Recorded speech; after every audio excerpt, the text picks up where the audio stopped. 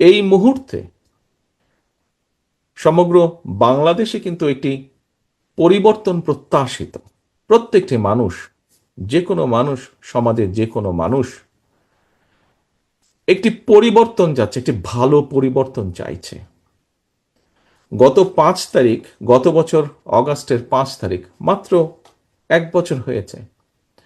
1 বছর আগে বহুল প্রত্যাশিত একটি পরিবর্তন হয়েছে বাংলাদেশে।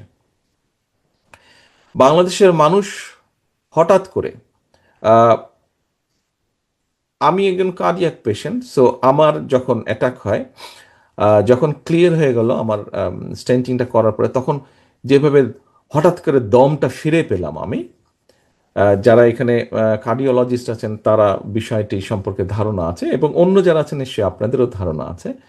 ঠিক আমার কাছে মনে হয়েছে 5 তারিখে বাংলাদেশের মানুষ হঠাৎ করে শ্বাস, বুক ভরে শ্বাস নিতে পেরেছে।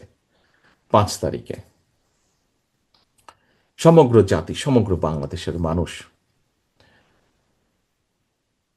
এই যে শ্বাস নিতে পেরেছে, তারপরে কিন্তু মানুষ কি চায়?